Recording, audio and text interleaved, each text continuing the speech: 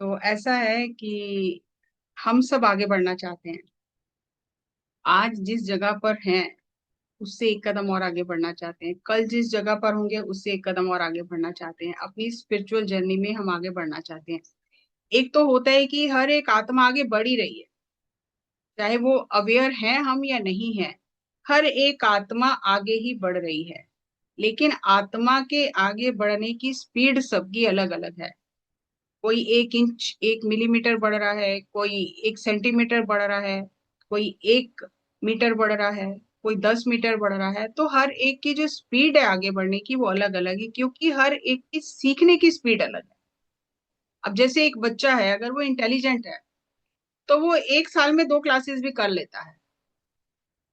वो साथ के साथ कुछ और कोर्सेज भी कर लेता है पढ़ाई के साथ साथ, क्योंकि उसको सीखने की चाह है, सीखने की ललक है। अब वो जो भी सीख रहा है उसको उसका सर्टिफिकेट चाहिए, तभी उसका वैलिडेशन है कि उसने सीखा कि नहीं। अब ये किसी ने डॉक्टरी की पढ़ाई कर ली और वो डॉक्टरी पास ही नहीं की, उसके पास डिग्री नहीं है, तो वैलिडेशन तो है नहीं। तो वैलिडेशन कैसे मिलेगा कि इस व्यक्ति ने जो ये सीखने आया था इसने सीखा कि नहीं सीखा? उसका वैलिडेशन तो तब है अगर आपको सर्टिफिकेट मिले। तो वो सर्टिफिकेट कैसे मिलेगा? वो टेस्ट होगा, आपका एग्जाम होगा, तो आप क्लियर करोगे तभी सर्टिफिकेट मिलेगा। आप कितने लोग आईएएस की तैयारी करते हैं, लेकिन क्लियर नहीं होता तो आईएएस तो बनते नहीं है ना। फिर क्लियर होने से ही बनेंगे। तो as above so below, as below so above. तो जैसे ऊपर होता है वैसे नीचे, जैसे नीचे वैसे ऊपर है। तो एक हायरार्की होती है, एक प्रोटोकॉल होता है कि उसी तरह से चीजें चलती हैं। अब हम स्पिरिचुअलिटी में हम अपनी इस आत्मा की यात्रा में आगे बढ़ना चाहते हैं, और हम सबको ये समझ में आ गया कि हम अपने लेसन सीख रहे हैं। हमें रिएक्ट नहीं करना है, हमें रिस्पॉन्ड करना है। हर दिन छोटे छोटे अपने में चेंजेस लाने हैं, अपने बोलने में, अपने सोचने में, अपने व्यवहार में हमें चेंजेस लाने हैं, और हमें अपने लेसन सीखते रहना है। लेकिन जब हमारे सिर पर कोई ऐसी मुसीबत पड़ जाती है, कोई बड़ा टेस्ट आ जाता है, एक तो होता है छोटे क्लास टेस्ट तो चलते ही रहते हैं, अब ये फाइनल एग्जाम आ गए, हाफ ईयरली एग्जाम आ गए, तो थोड़ा टफ हो जाता है ना। लोग डेली टेस्ट में तो निकल जाते हैं, लेकिन सडनली अगर सरप्राइज टेस्ट आ गया, तो spiritual test is surprise test. कि आप हर दिन सीख रहे हो, हर दिन सीख रहे हो, लेकिन सडनली आपके सामने एक सरप्राइज टेस्ट आ जाता है कि लाइफ में आपने जो सोचा भी नहीं होता वो अचानक से उथल पुथल हो जाती है। चाहे वो फाइनेंशियल लेवल पे हो, चाहे वो फैमिली लेवल पे हो, चाहे वो आपकी इमोशनल लेवल पे हो, चाहे आपकी सोशल लेवल पे हो, चाहे आपकी वो स्पिरिचुअल लेवल पे हो। तो ये उथल पुथल हर एक की जिंदगी में आती है। ये टेस्ट आता है, उथल पुथल तो नहीं कह सकते, ये टेस्ट आता है हर एक की जिंदगी में, हमें वो उथल पुथल लगती है। वो टेस्ट जब तक हम क्लियर नहीं करेंगे तब तक हम नेक्स्ट लेवल पर नहीं जा सकते। अब जैसे जैसे क्लासेस बड़ी होती हैं वैसे वैसे टेस्ट बड़े हो जाते हैं। अब वो जो 5th स्टैंडर्ड के बच्चे का टेस्ट है वो 10th स्टैंडर्ड का नहीं है, 10th स्टैंडर्ड वाले बच्चे का टेस्ट उसके लेवल का है। अब जो 10th स्टैंडर्ड वाले बच्चे का एग्जाम है वो उसके लेवल का है, लेकिन ग्रेजुएशन वाले का वो नहीं है। ग्रेजुएशन वाले का जो है वो एमए वाले का नहीं है, एमए वाले का जो है वो पीएचडी वाले का नहीं है। क्योंकि जैसे जैसे लेवल बढ़ता जाता है वो टेस्ट जो है, एग्जाम्स जो है, जो अंडरस्टैंडिंग है, जो नॉलेज है, जो सब चीजें आपको एडवांसमेंट होता जाता है। अब जो पांचवी क्लास में बच्चा है उसका जो नॉलेज है, और जो पीएचडी कर चुका है प्रोफेसर है उसके, और उसके नॉलेज में कितना डिफरेंस है। क्योंकि उसने वो कमाई है, कर करके, पढ़ाई कर करके, टेस्ट पास कर करके, 5th 6th 7th 8th 9th 10th पूरा पढ़ पढ़ के, कर करके वो उस लेवल तक पहुंचा है। और जितना इन बिटवीन उसने ज्ञान हासिल किया है, आज उस ज्ञान को इकट्ठा करके वो अपनी लाइफ में उसको चीजों को अप्लाई कर रहा है, दूसरों को सिखा रहा है, वो प्रोफेसर बन गया है। लेकिन स्पिरिचुअलिटी में भी ऐसा ही होता है। ये तो हो गई संसारी पढ़ाई की बात, स्पिरिचुअलिटी में भी ऐसा ही होता है। अभी एक जो सोल है जिसने अभी धरती पर जन्म लिया है उसके टेस्ट अलग तरह के होते हैं। जो थोड़ी इवॉल्व सोल होती है उसके टेस्ट अलग तरह के होते हैं। जो एडवांस हो जाती हैं उनके टेस्ट एडवांस लेवल के हो जाते हैं, क्योंकि अभी उन्हें और आगे बढ़ना है, और आगे बढ़ना है, और एंड कोई है ही नहीं, एंड पॉइंट है ही नहीं कि कहो जी बस अब नहीं। सोल हमेशा आदि से अनादि तक सीखती ही रहती है। सोल के लिए कोई एंड पॉइंट नहीं है कि अब उसकी लर्निंग पूरी हो गई है, चाहे वो इस अर्थ प्लेनेट पे सीखे, चाहे वो अदर डायमेंशंस में सीखे, चाहे अदर यूनिवर्सिस में सीखे, अदर गैलेक्सीज में सीखे, उसके लिए इतना कुछ है, इतना कुछ है कि उसकी यात्रा कभी भी खत्म नहीं होती है। तो जितना जितना एडवांसमेंट की ओर जाते हैं हम, जितना जितना सोल का लेवल बढ़ता है, उस तरह से उसके टेस्ट का लेवल भी बढ़ता है। इसीलिए अगर आप गुरुओं के, अवतारी पुरुषों के, संतों के जीवन को देखोगे, तो शायद ही उनके जीवन का कोई भी दिन ऐसा नहीं कि जो वो बड़े सुख से रहे हों। कुछ ना कुछ हर एक के जीवन में आता ही रहा है। हमें लगता है कि हमें फैमिली प्रॉब्लम्स बहुत ज्यादा है, मेरा पति परेशान कर रहा है, मेरी सास परेशान कर रही है, मेरे बच्चे परेशान कर रहे हैं, ये हमें लगता है कि ये होता ही रहता है। लेकिन ध्यान करने का लाभ क्या होता है कि आपको इन चीजों की गहराई समझ में आने लगती है कि मेरा अगर रिलेशन ये खराब है बहुत ज्यादा, तो यहाँ पे मुझे काम करने की जरूरत है, धैर्य रखने की जरूरत है, समझ रखने की जरूरत है, अपनी साधना को बढ़ाने की जरूरत है। और मुझे ये समझ आ जाती है कि ये मेरे कर्मा का पार्ट है। क्योंकि जितने ज्यादा हमारे क्लोज सर्कल में लोग होते हैं, जैसे हस्बैंड वाइफ हो गया, daughter in law mother in law हो गया, डॉटर हो गई, भाई बहन हो गए, पति पत्नी हो गए, माँ बाप हो गए, ये जो क्लोज सर्कल होता है, इसके साथ में हमारा ग्रुप कर्मा होता है, फैमिली कर्मा होता है। इसीलिए हम इकट्ठे आते हैं ताकि हम अपने वो कर्मा को क्लियर कर सकें। लेकिन समझ ना होने की वजह से हम और ज्यादा कर्मा क्रिएट कर देते हैं, और इसलिए हम फिर और ज्यादा स्क्रिप्ट लिख लिख कर ले जाते हैं, और फिर उन्हीं लोगों के साथ बार बार उन्हीं लोगों के साथ आना पड़ता है। एक मैं आपसे शेयर करूं स्टोरी, कि एक जो संत थे, एक जो तपस्वी थे, वो राजा के महल के सामने एक पेड़ था, जैसे चबूतरा बना होता है, वहां बैठ के वो साधना करते रहते थे। अब वो साधना जब करते रहते थे तो शांत, अपना कोई दे गया तो खा लिया, नहीं तो अपना दिन रात साधना करते रहे। तो राजा के बेटे की, राजकुमार की शादी हुई, और शादी हुई, बहुत खुशियां मनाई गई। और जब जिस रात उनकी शादी हुई और वो पति पत्नी दोनों कमरे में थे, तो राजकुमार को नींद आ गई, वो सो गया। अब राजकुमारी को नींद नहीं आ रही है। तो राजकुमारियां पहले, अब आप देखो कि युद्ध कला में भी निपुण होती थी, शस्त्र हथियार चलाने सब उनको आते थे।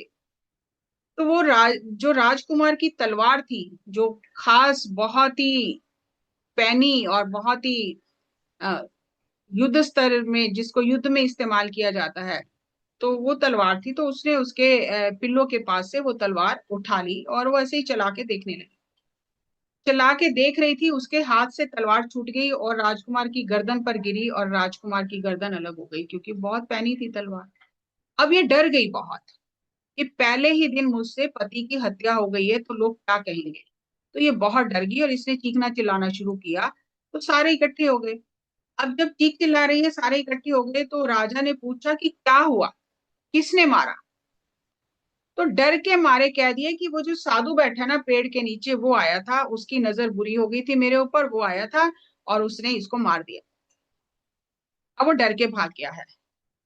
तो राजा को बहुत गुस्सा आया कि ये तो इतना साधु तपस्या कर रहा था, हमने इसको कभी कुछ कहा नहीं है, तो इसने राजकुमार का वध किया, तो इसके हाथ काट दो।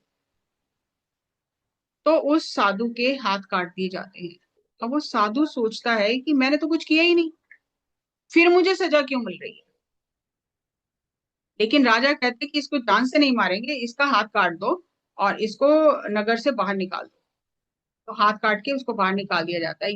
ये कोई कथा नहीं है ऐसे कि मैं सुना रही हूँ, ये सच्ची की कहानी है, एक भक्त, एक संत हुए हैं, उनकी कहानी है।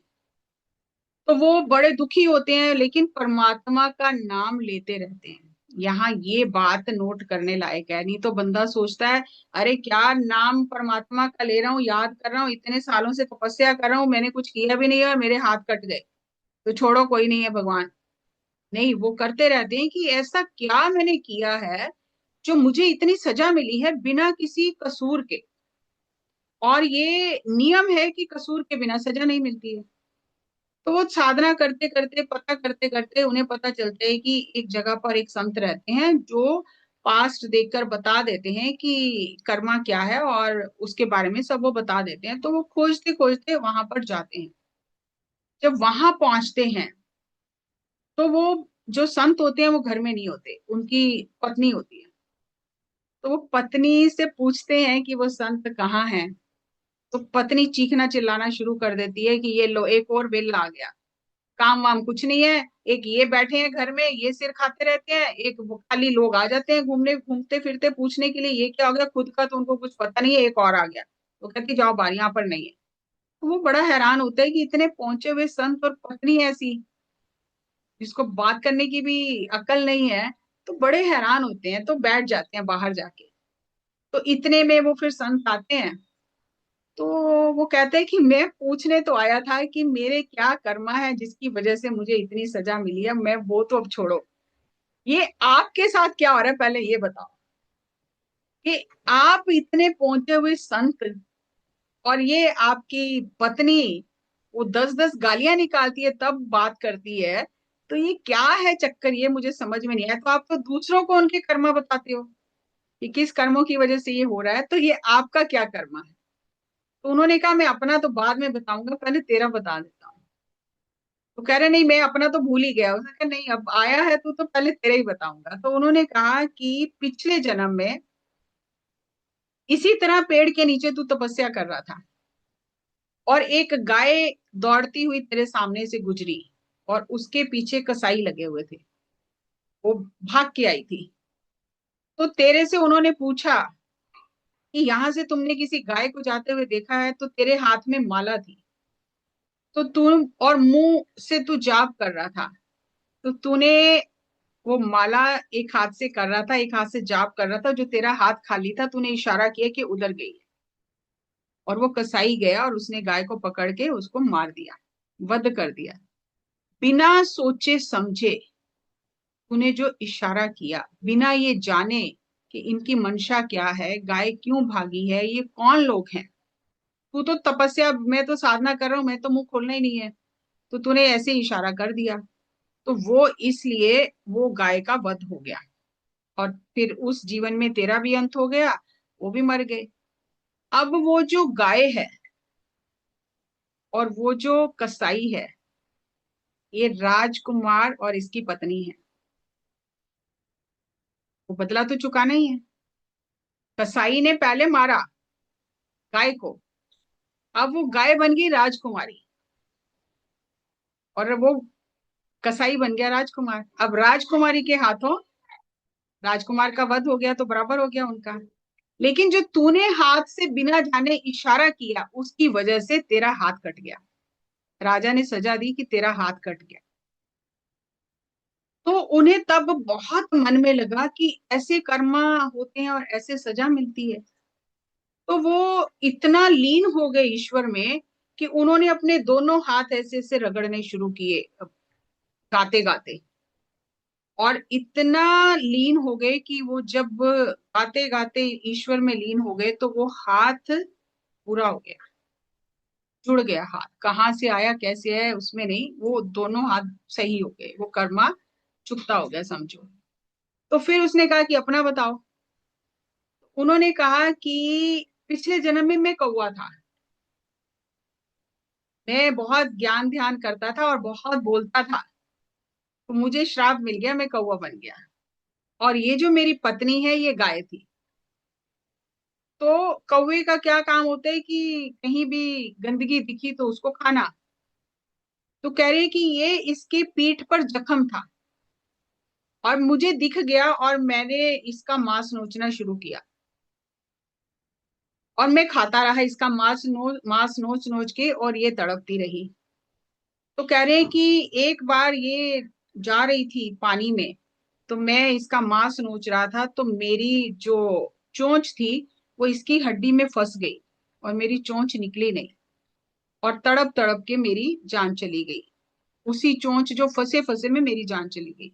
और ये जो थी, तड़प तड़प के ये गहरे पानी में चली गई, और ये भी मर गई। तो वो कर्मा चुकता करने के लिए, क्योंकि ज्ञान तो पहले भी था, तो मैं अब अपनी साधना पूरी करने के लिए, जो मेरे से गलतियां हुई थी और मैंने अपनी साधना पूरी करनी है, अपनी साधना पूरी करने के लिए मैंने वो जन्म लिया है ये। और क्योंकि मुझे इसका कर्जा उतारना था, जो मैंने इसको कष्ट दिया, जो इसको दुख दिया, तो अब ये मुझे बातें सुना सुना के, गालियां दे दे के वो अपना कर्जा पूरा कर रही है, क्योंकि मुझे पता है। तो इसलिए मैं रिएक्ट नहीं करता। ये जो हम कहते हैं ना, रिएक्ट नहीं करना, रिस्पॉन्ड करना है, इसके पीछे इतनी स्टोरी है। जब तक हम उस जड़ तक नहीं पहुंचते, हम रिएक्ट ही करते हैं। जब हम ये समझ जाते हैं कि ये कर्मों का लेन देन चल रहा है, इसलिए मुंह बंद रखना है, इसलिए रिएक्ट नहीं करना, रिस्पॉन्ड करना है, तो तब जाके हम धीरे धीरे उन चीजों को समझ के अपनी साधना बढ़ाते हैं फिर। अब देखो कि कहने को तो ये स्टोरी हो गई 5-7 मिनट में पूरी, लेकिन कितने उनके जन्माज, कितने लोग इन्वॉल्व हुए, कितने कर्मा का ये एपिसोड, कितने कर्मा के ये जो धागे हैं ये उलझे हुए हैं। अब गलती उनसे हुई, लेकिन उस एडवांसमेंट में, स्पिरिचुअल एडवांसमेंट मतलब नेक्स्ट लेवल में जाने के लिए, कर्मा चुकता करने के लिए उन्हें उस एग्जाम से गुजरना पड़ा। उनकी बाजू भी कटी, वो उनके ऊपर एलिगेशन भी लगा जबकि उन्होंने कुछ किया नहीं था, लेकिन वो भोगना पड़ा। और जब वो भोग लिया, कर्मा भोग लिया, और जब वो क्लियर हो गया कि क्या क्या हुआ है, कैसे हुआ है, और वो उस स्थिति में, उस समाधि में पहुंच गए, जब आत्मा का परमात्मा से मिलन हो गया, तो सारा एपिसोड समाप्त हो गया। लेकिन उस लेवल तक पहुंचने के लिए कितनी परीक्षा से गुजरना पड़ा। हम चाहते हैं परीक्षा ना हो, हम पास होते जाएं, ग्रेस मार्क मिलते जाएं और हम आगे बढ़ते जाएं। ऐसा हो नहीं सकता। आप किसी का भी जीवन उठा के देख लो, किसी का भी, बहुत बड़े बड़े टेस्ट आते हैं, तब हमारी आत्मा नेक्स्ट लेवल में जाती है। और इससे कोई अर्थ नहीं है कि अब बचपन में टेस्ट आएगा, कि जवानी में आएगा, कि बुढ़ापे में आएगा। वो आपकी सोल के लेवल के हिसाब से टेस्ट आते हैं। अब हम सब भी जानते हैं कि ध्रुव ध्रुव भक्त हुए हैं, 5 साल की उम्र में उनके सामने टेस्ट आ गया कि उनकी जो सौतेली माँ थी, उसने निकाल के गोदी से उठा दिया राजा की, कि अगर तुम्हें राजा की गोदी में बैठना था तो मेरी गोद से जन्म लेना चाहिए था, मेरी कोख से, तो तुम निकलो यहाँ से बाहर। तो उन्होंने जाके 5 साल की उम्र में अपनी माँ से पूछा कि पहले तो ये बता कि तू दासी है कि रानी है। अब ऐसा सवाल बच्चे का करना ही पता चल जाता है कि ये बच्चा पिछले जन्मों में तपस्या करके आया है। आज के बच्चों को देख लो कैसे सवाल करते हैं, चॉकलेट चाहिए, ये चाहिए, कुरकुरे चाहिए, है। तो माँ उससे भी ज्यादा ज्ञानी है। तो माँ ने ये नहीं कहा कि मैं दासी हूं या मैं रानी हूं। तो माँ ने कहा कि जन्म तो मेरा रानी के, राजा के घर में ही हुआ है, राजकुमारी हूँ और राजा की पत्नी हूँ, रानी हूँ, लेकिन मेरे कर्म अच्छे नहीं है, क्योंकि मैंने ईश्वर का नाम नहीं लिया, मैंने साधना नहीं की, मेरी साधना में कमी आने से मेरी ये स्थिति हो गई है। तो उन्होंने कहा कि मैं आज ऐसे ऐसे मुझे उठा दिया गया है, तो ये राज मुझे कैसे मिलेगा। तो ये नहीं कहा कि तू सेना इकट्ठी कर ले और फिर पिता से झगड़ा कर, फिर बड़ा होके भाई से झगड़ा करना और फिर तेरे को राज मिलेगा, क्योंकि उसका जो सौतेली माँ है उसका बेटा है, उसको राज मिलना है। तो माँ ने ये नहीं कहा कि तुम झगड़ा करो, तुम सेना इकट्ठी करो, फिर लड़ाई करना, फिर तुम राज छीन लेना, क्योंकि माँ ज्ञानी है, जानती है हर चीज। तो माँ ने कहा कि राज करने के लिए तो साधना करनी पड़ेगी, तभी राज मिलेगा। तो 5 साल का बच्चा साधना करने चला जाता है, क्योंकि उसे अपनी आत्मा के स्तर के हिसाब से नेक्स्ट लेवल पर जाना है। तो 5 साल का बच्चा साधना करने चला जाता है। अब हम आज बात करते हैं कि सिंगल पेरेंटिंग है, सिंगल पेरेंटिंग है, लेकिन अगर आप गहराई से देखोगे तो हम कोई अजूबा नहीं है, अनोखे नहीं है कि हमारे ऊपर ये मुसीबतें आ गई हैं, हर एक के ऊपर ये मुसीबतें आई हैं। लेकिन कुछ लोगों ने तो रो धो के उसमें से अपनी जिंदगी खराब कर ली, और जो स्पिरिचुअली इवॉल्व सोल्स थे, उन्होंने उन एग्जाम्स को अलग तरह से हैंडल किया और पास करके वो नेक्स्ट लेवल पे चले गए। तो इनके सामने भी सिचुएशन तो यही आई ना कि राज आ रहा है, तो उन्होंने कहा कि साधना करने से राज मिलेगा। तो बच्चा 5 साल का बच्चा साधना करने चला गया, आज तो बच्चा एक कमरे से दूसरे कमरे में नहीं जा सकता, लाइट बंद होगी, अंधेरा, डर लग रहा है, और वो 5 साल का बच्चा जंगल में साधना करने चला गया। और फिर साधना की, जब सुबह पता चला राजमहल में कि वो चला गया है बच्चा जंगल में घर छोड़ के, तो ढूंढते ढूंढते राजा गया, और राजा ने कहा कि तुम आधा राज्य ले लो, अभी से ले लो राज्य। उसने कहा अभी तो मैंने साधना शुरू नहीं की, तो आधा राज्य मिल रहा है, अगर कर लूंगा तो पता नहीं। वो कह रहा अब मेरे को तेरा राज ही नहीं चाहिए, अब मेरे को ये राज चाहिए ही नहीं, अब मैंने जब शुरू नहीं किया तो राज मिल रहा है, करने से पता नहीं क्या मिल जाएगा। तो वो साधना करनी शुरू की, कितनी परीक्षाएं हुई, देवी देवताओं ने परीक्षाएं ली, नारद मुनि ने आकर परीक्षा ली, फिर नारद मुनि ने साधना का मार्ग बताया, और फिर साधना करने से उस लक्ष्य को पा लिया कि ईश्वर का साक्षात्कार हो गया। और वो जो धरती का राज, एक टुकड़ा राज लेने के लिए घर से निकले थे, वो इच्छा ही खत्म हो गई, और पूरी सृष्टि का राज मिल गया। आज भी हम ध्रुव तारा को देखते हैं ना, सबसे चमकीला तारा वही है, और सत्यलोक के सबसे नजदीक वही तारा है। तो जिन लोगों को आज हम याद कर रहे हैं, तो हमें ये भी याद करना चाहिए कि उन्होंने कितने बड़े बड़े टेस्ट दिए हैं, तब जाके वहां तक पहुंचे हैं। और हम टेस्ट से डरते हैं क्योंकि हमने तैयारी नहीं की है। जो बच्चा अपनी शिद्दत से पढ़ाई करता है, अपना सिलेबस पूरा याद रखता है, पूरी मेहनत करता है पूरा साल, उससे एग्जाम से कभी डर नहीं लगता। जिस बच्चे ने पढ़ाई नहीं की है, मौज मौज मस्ती की है, उसे डर लगेगा, क्योंकि उसने कुछ किया ही नहीं है।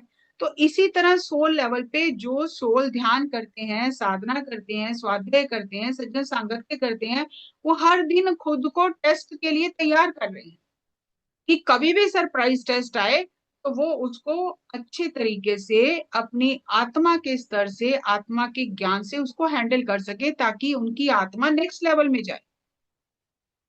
लेकिन अगर हम खुद को तैयार ही नहीं कर रहे, तो कभी भी हम नेक्स्ट लेवल पे जा नहीं सकते। हम कहें कि हमें मुक्ति मिल जाए, हमें मोक्ष मिल जाए, हमारे सिर पे कोई हाथ रख दे, हमें कोई गाइड कर दे, कुछ यहाँ पे गाइडेंस किसी की नहीं है। गाइडेंस आपको इतनी है कि ध्यान करो, स्वाध्याय करो, सज्जन सांगत्य करो, उसके लिए आपको ग्रुप है, माहौल है, आश्रम है, ऐसी व्यवस्था है कि कहीं भी जाके आप साधना कर सकते हो। लेकिन आपको अगर अपने आप को इवॉल्व करना है, आपको खुद ही करना है। आज हमें इन सब चीजों की समझ आ गई है, पत्री जी ने हमें इतना सिंपलीफाई वे में हर चीज समझाई है। अगर आज भी हम उलझ रहे हैं, तो ये हमारे कर्मों का ही कोई हेर फेर है। आज जब लोगों के कॉल्स आते हैं, डेली इतने कॉल्स आ रहे हैं, तो इस बात से मैं इतनी हैरान हो रही हूँ। और जितना भी मेरे पास शब्द नहीं है कि मैं सर के प्रति कोई ग्रेटिट्यूड या थैंकफुल का शब्द मुंह से निकालूं, शब्द खत्म हो गए। कि वो लोग ये कह रहे हैं कि इतना सिंपल रास्ता है कि सांसों के साथ एक होकर सब कुछ मिल जाना है, किसी के पीछे जाना नहीं है, कोई गुरु नहीं है, कुछ नहीं है, कोई आपका किसी के आपको टैग लगाना नहीं है कि जी वो मार्गदर्शन करेगा, नहीं, आप अपने अंदर जाओ, आपको खुद ही अंदर से सब कुछ पता चलेगा, सांसों के साथ एक हो जाओ। तो कह रहे लोगों ने तो इतना उलझा के रखा है। तो आज मुझे लगा कि कितना हीरे मोती चुन चुन के सर हमें दे गए हैं, हमें उनका वैल्यू नहीं है। हम उन चीजों को अब फिर इधर उधर से ज्ञान इकट्ठा करके कॉम्प्लिकेट कर रहे हैं, और फिर हम चाह रहे हैं कि हमारा स्पिरिचुअल एडवांसमेंट हो जाए। एडवांसमेंट तो तभी होगा अगर हम दिए हुए प्रिंसिपल्स पे चलेंगे। अभी आप सीता माता का ही उदाहरण ले लो, क्या सुख देखा उन्होंने जिंदगी में, फिजिकल लेवल पे। आत्मा के सुख की तो बात ही अलग है, वो तो आत्मा के लेवल ही अलग है। लेकिन हमें उन्होंने अपने लाइफ से सिखाया क्या है कि जब राज करने का टाइम था, जब राजगद्दी मिल रही थी, तब वनवास मिल गया 14 साल का। तो क्या वो रोती हुई गई है वनवास में, या अपनी खुशी से गई? मुझे अपने पति के साथ रहना है, पति से ही सारे रिश्ते हैं, मुझे खुशी से अपने पति के साथ रहना है, तो खुशी खुशी गई है। फिर जो जो मुसीबतें आई हैं, जो जो कठिनाइयां आई हैं रास्ते में, सब खुशी खुशी झेली। फिर जब वो अशोक वाटिका में गई हैं, जब रावण उठा के ले गया है, वो भी उन्होंने सहन किया है, खुशी खुशी सहन किया है। और उस समय भी उन्होंने क्या किया है? राम को ही याद किया है, अपने अपने स्व स्वरूप में स्थित रही है हर एक मुसीबत में। अपने जो आत्म स्वरूप में स्थित रही हैं, किसी भी सिचुएशन से घबराई नहीं है, इस बात के लिए रोई नहीं है कि मेरे साथ ये क्या हो गया, मेरे पति ने मुझे ऐसे क्यों, मेरी रक्षा क्यों नहीं की, अभी तक आ क्यों नहीं रहे। उन्हें पता वो आएंगे, वो करेंगे, ये विधि का विधान है, ये वो जो जिम्मेदारी लेकर आई है, ये जो राक्षसों का अंत होना है, तो उसके लिए उन्हें ये झेलना ही है, तभी वो नेक्स्ट लेवल आता है। और जब फिर वो वापिस आती हैं वहां अयोध्या में 14 साल के बाद, तो थोड़ा टाइम ही सुख का देखा, फिर उसके बाद में फिर चलो जी वनवास में चलो, जब प्रेग्नेंट है तो वो भी तो सिंगल मदर है, उन्होंने भी तो अपने दोनों बच्चों को पाला है। उस समय तो कोई ऐसी कंफर्ट व्यवस्था ही नहीं थी, उस समय तो हर चीज खुद ही करनी पड़ती थी। लेकिन उन्होंने कभी भी बच्चों को ये शिक्षा नहीं दी कि तुम अपने पिता से बदला लेना, उन्होंने मेरे साथ ऐसा किया वैसा किया। तो अगर ये जो हम अपने जो आइडियल हैं हमारे, जिन्होंने हमें जीवन में वो चीजें जी कर सिखाई हैं, अगर उनसे हम कोई शिक्षा नहीं ले रहे हैं, तो फिर हम कहाँ जा रहे हैं? फिर हम चाह रहे हैं कि हमें इसी जन्म में मुक्ति मिल जाए, तो कहाँ से मिलेगी मुक्ति? तो हमें हर एक स्पिरिचुअल टेस्ट के लिए, spiritual test is a surprise test.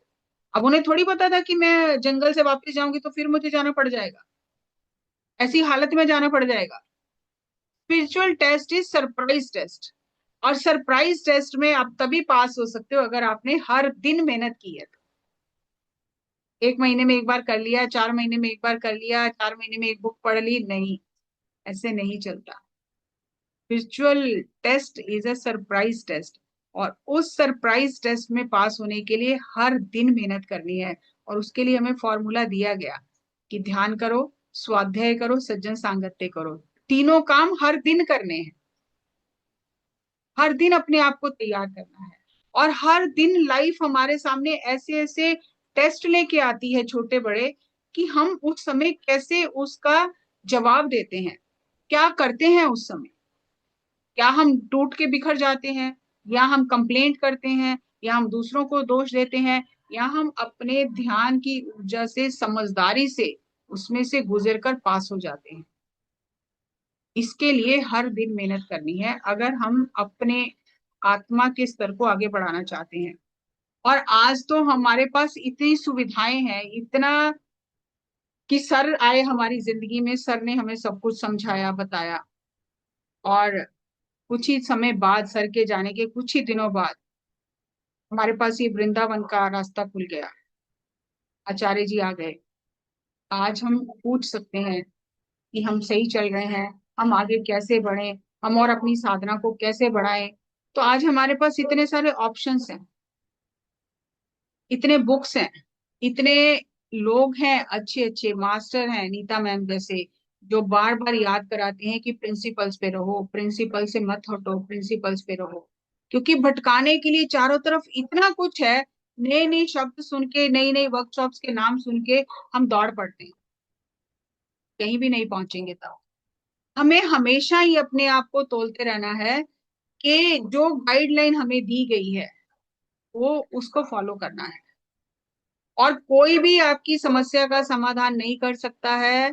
आपको अपनी समस्या का समाधान अपनी ध्यान ऊर्जा से, अपनी आत्मा की ऊर्जा से, अपनी आत्मा के ज्ञान से करना है। और उसके लिए हर दिन हमें खुद ही मेहनत करनी है।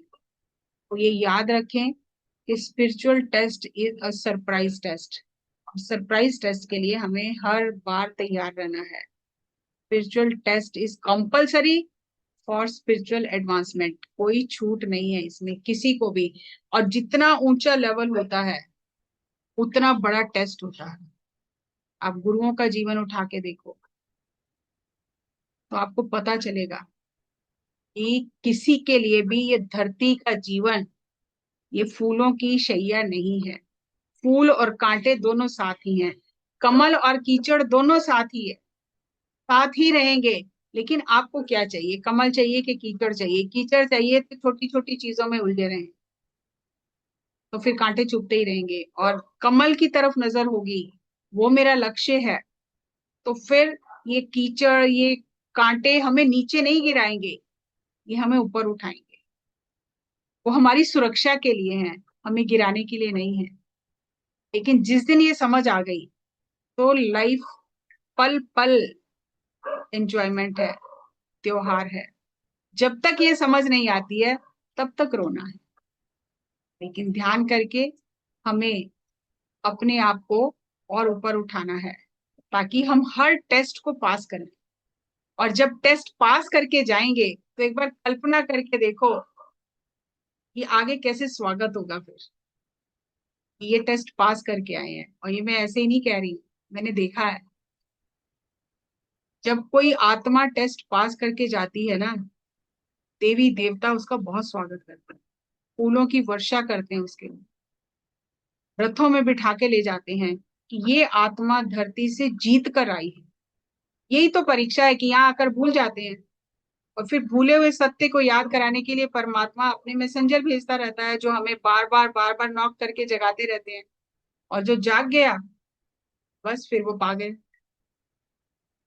तो ये धरती का जीवन एक सपना है, छोटा सा सपना है, लेकिन यहाँ जो करके जाएंगे फिर वो आगे हमें या तो मेडल दिलाएगा, खुशियां दिलाएगा, या फिर वहां से कहेंगे चलो वापस जाओ, कुछ सीख के नहीं आए, चलो भागो यहाँ से, चलो फिर जाओ, फिर दोबारा से परीक्षा में बैठो। और फिर जब दोबारा बैठेंगे तो परीक्षा पहले से टफ ही होगी। इसलिए अभी जब इतना ज्ञान चारों तरफ से मिल रहा है, समझ आ रही है, पता है ध्यान करना है, तो ध्यान करके अपने हर एक टेस्ट को हम अपनी तरफ से प्रयास करके, अपनी अंतः प्रज्ञा से, अपनी आत्मा की शक्ति से, आत्मा के ज्ञान से चल के उसको पास करें। तो थैंक यू, जो मुझे समझ में आया मैंने शेयर किया।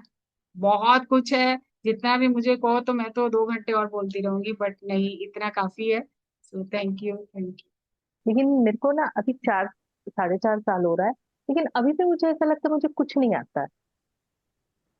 ऐसा लगता है यू। कुछ भी नहीं आता मुझे मेरे भी यही लग रहा है, मुझे कुछ नहीं आता, जीरो हूँ अभी। को। मुझे भी ऐसा ही लगता है, जीरो हूँ पहले तो मतलब। कौन बुलवा लेता है। नहीं तो आपको अच्छा क्या है। नहीं अच्छा है ना, हम्म। आत्मा को हमेशा डिससेटिस्फाइड होना चाहिए, तभी वो प्रोग्रेस करती है। जिस दिन कंटेंटेड हो जाओगी ना कि अरे मेरे को तो सब आता है, उस दिन बस वहां से पतन चालू। सर कहते हैं मालूम है। Dissatisfaction is the quality of the soul. Yes yes. Quality है वो। ग्रीस की बिल्कुल मुझे लगता है कुछ नहीं आता, कुछ नहीं आता, मतलब मुझे लगता है। और बाकी लोगों को देखो, लगता है यार इन लोगों को कितना आता है। मुझे इतना तो नहीं आता, मुझे ऐसा नहीं होता अनुभव। लोगों को ध्यान में इतना अनुभव होता है, मुझे कुछ भी नहीं होता है। इस अरे टाइप से बता लगता तो है। चुकी हूँ अंजलि, मच्छर नहीं हाँ। आता यार, बताओ ना अब। हाँ। बताया था ग्रीस आपने। की देवी ना साल में एक बार बोलती हैं, बोला जाता है मंदिर में, एक बार बस हम्म। बोलती, एक उनके त्योहार के दिन। तो सब लोग पूछते हैं देवी से कि इस ये पूरे ग्रीस के में सबसे इंटेलिजेंट आदमी कौन है, ज्ञानी कौन है। तो हम्म। बोलती है सुकरात। सुकरात के पास जाते हैं तो सुकरात बोलता है पागल हो गए हो क्या, मेरे समान अज्ञानी कोई होगा ही नहीं, मैं कुछ जानता ही नहीं हूँ। तो वैसा ही हमको बनना है कि हमें और सीखना है, और सीखना। और वाकई अगर ब्रह्मांड के ज्ञान को देखें तो हम 0.01% ही जानते हैं ज्ञान के मामले बिल्कुल। में। तो चलिए। एक ना, हाँ। एक ना संत हुए हैं, फकीर पीर बुद्धू शाह। तो महाराजा रणजीत सिंह के टाइम पे, तो महाराजा रणजीत सिंह जा रहे थे जंग पे, लेकिन उन्हें ये पता था कि सामने मुगल फौज जो है वो ज्यादा है, वो स्ट्रांग है ज्यादा, और बीच में दरिया पड़ता है तो हमारी फौज आने में टाइम लग सकता है। तो किसी ने उन्हें, वो बहुत सम्मान करते थे साधु संतों का, पीर पैगंबरों का, तो किसी ने कहा कि यहाँ पर पीर बुद्धू शाह रहते हैं, अगर आप उनसे जाके आशीर्वाद लेके चलो तो आपको जीत हो सकती है, जीत हो जाएगी। तो वो गए वहां पर, और पीर बुद्धू शाह जी घूम रहे थे वहां अपनी कुटिया के बाहर। तो महाराजा रणजीत सिंह ने कहा कि मैं पीर बुद्धू शाह से मिलने आया हूँ। तो उन्होंने कहा कि शाह जी तो अंदर हैं और बुद्धू ये रहा। तो महाराजा रणजीत सिंह को बड़ी हैरानी हुई, तो उन्होंने कहा जो चाहिए जाके अंदर शाह जी से ले लो, और बुद्धू तो मैं हूँ, मुझसे क्या काम है। तो वो कहने लगे कि अंदर कौन है, कह रहे जाके देखो। तो अंदर उन्होंने साहिब श्री गुरु ग्रंथ साहब जी का प्रकाश किया हुआ था। तो फिर वो राजा रणजीत सिंह ने कहा, महाराजा रणजीत सिंह ने, कि मेरे लिए आप प्रार्थना करो कि मेरी जीत हो जाए। तो फिर उन्होंने प्रार्थना की कि अच्छे काम के लिए जा रहा है तो उसकी ये प्रार्थना कर रहा है कि मेरी जीत हो जाए। तो वो राजा जीत के आ गया, वो जंग जीत गया। तो अब जब जा रहा था तो मन का भाव कुछ अलग था ना, अब जब जीत के आया तो भाव बदल गया। तो फिर उनको आके कहने लगा कि बताओ आपको क्या चाहिए, मैं महाराजा रणजीत सिंह जीत के आया हूँ जंग, आपको क्या चाहिए बताओ, मैं देता हूँ। तो वो उसको पकड़ के अंदर ले गए जहाँ पे श्री गुरु ग्रंथ साहब जी का प्रकाश हुआ। तो उन्होंने कहा कि ये थोड़े दिन पहले आया था भिखारी बन के, ये राजा कब से बन गया? अभी थोड़े दिन पहले तो भिखारी बन के मांग रहा था, मेरी अरदास करो, मेरी प्रार्थना करो, मैं जीत रहा हूँ, आज ये राजा बन के आ गया, मुझे कह रहे कि बताओ क्या चाहिए। तब उन्हें अपनी गलती का एहसास हुआ। इसीलिए हम जीरो ही हैं, जब तक ये मन में रहेगा ना तो सेफ है।